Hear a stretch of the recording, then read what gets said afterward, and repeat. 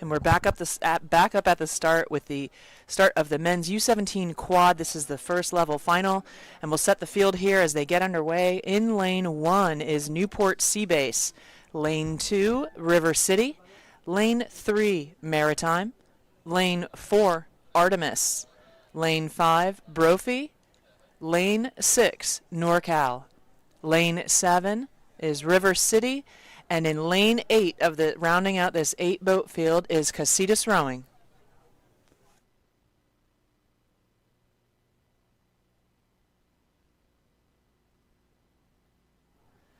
A couple of nice shots there as these quads collect themselves out of their starts, just finding their rhythms as they take, potentially a first 5 to get out of the blocks, and then a nice 20 to maybe 40 strokes even, depending on what their race plan is, to keep the rate a little bit higher before they shift and lengthen out to their just bang and bass rhythm that is going to give them that efficiency to carry them all the way down the course.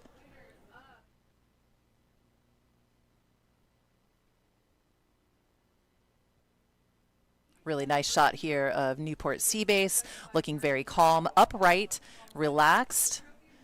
They are in that lane 1 for a reason. So with this 8-boat field, there's a lot of action out there. And again, without a coxswain, the athletes, usually the person in the bow who is in charge of steering the boat, keeping everyone apprised of what exactly is going on the course. And there's a lot to keep track of. This is Artemis, you see in the screen. They are a fairly young and small program that rows on the Oakland estuary. I've been told that in this boat there are 3 novices. There's a novice that's stroking the boat. So, man, that is a really good sign for the future of this program.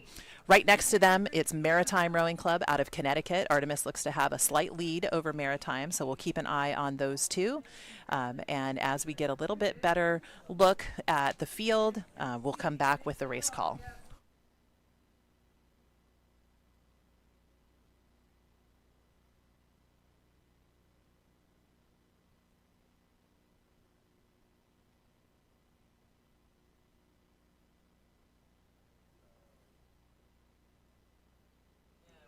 The beautiful thing about racing these quads is you could row a single, you could row a double, you could row an 8, but they're just so quick. They're so fast, and your hands have to really move pretty quickly to make sure that you stay clean out of the back end. So that's, another reason why it's really important to find yourselves through that leg drive, through the push, so that the blades can come out of the water cleanly together. Yeah, a quad is a really quick boat. It's almost as fast as an 8, right? Yeah. In terms of relative speed. The same number of oars, half the people, no coxswain. It creates less load in the boat, and so it can be very close. The 8 is still faster, and if you're matching for skill level, a little more fitness, horsepower too. Yeah. But the quad is up there, and it certainly could potentially beat an 8 off the line just because of the quickness and the lightness of the boat itself.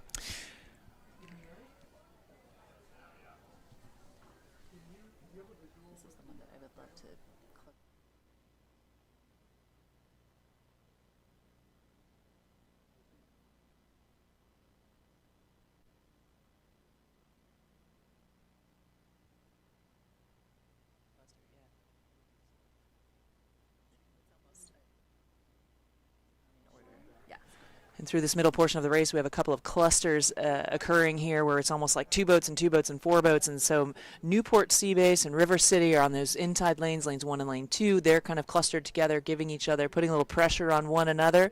Followed by lanes 3 and 4, you have Maritime and Artemis. Maritime does have the edge on Artemis, but Artemis is still there close within calling card contact, and then it kind of staggers down toward the outside lanes from there across the field where Artemis and then Brophy, NorCal, River City, and Casitas Rowing. But still on the insides, extending their lead that they took, pushed each other off of the start, and then lengthened out to their rhythms and then found their base and then have just steadily moved away from the rest of the field. Are Newport Seabase and River City closest to the shore in lanes 1 and 2. Yeah, really close to each other. Great to see River City out here with a really strong quad. Again, it's not a small program, but it's not a huge program. So oftentimes some of these junior crews, they will prioritize a boat like the quad if they can't field a super competitive 8. Not that the 8 necessarily has to be the priority, but with junior junior rowing, like I said earlier, the quad is one of the most competitive boat classes on the national level. So my guess is that that's exactly what River City has done.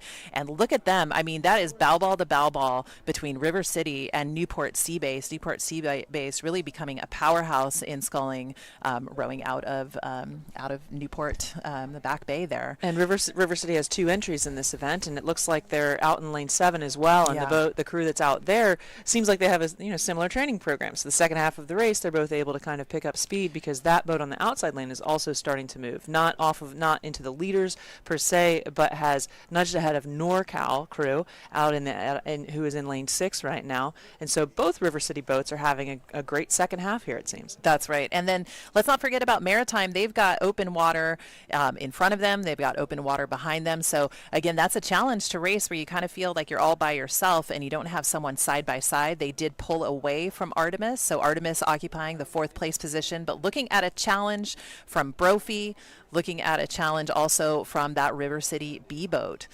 So as we come into the final 250 meters or so for these crews, again, keep your eye on lanes 1 and 2 between River City and Newport Sea Base. It does look like River City has pulled up to a full boat length advantage over Newport Sea Base, but then also Maritime right there looking to come up and challenge Newport Sea Base. Great racing here. I love that this has really changed around as we've moved further into the race, with a lot of boats on the course. Sometimes there's just a lot of action. And Newport Sea Base has taken back the lead. They felt the pressure happening from River City. River City looked like it had a little bit of steering, and at this point you got to keep it together, stay clean, and stay in your lane, because when you rev it up, maybe one side gets a little bit longer than the other. It throws you off a little bit. You might have to change your power.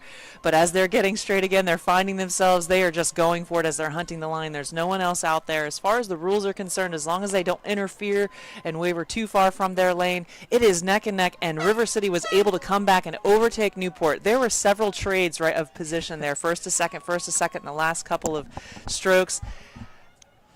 There is a lot of drama that happens out on the race course that we don't see. And you saw the River City crew as they came across the line to take this trophy. And that's a big win. That's a big win for River City. You saw the arms up in the air. That's got to feel good. And look at this water. I mean, this is just as good as it gets. But River City with the win by a little bit less than a second over Newport Sea Base. They are followed by Maritime Rowing Club. And then Artemis just behind Maritime. Brophy came across in 5th, and then there was a battle out there in the outside lanes between NorCal and the other River City crew. It looked like River City pushed up over them, and then they battled it out to make it a very close finish at the end. We'll leave that unofficially. Again, everything that we say up here is unofficial. There are more rules. There are more rules out there on the course than what we can see and draw. That's why we have these fantastic referees out there. That's do right. that for us.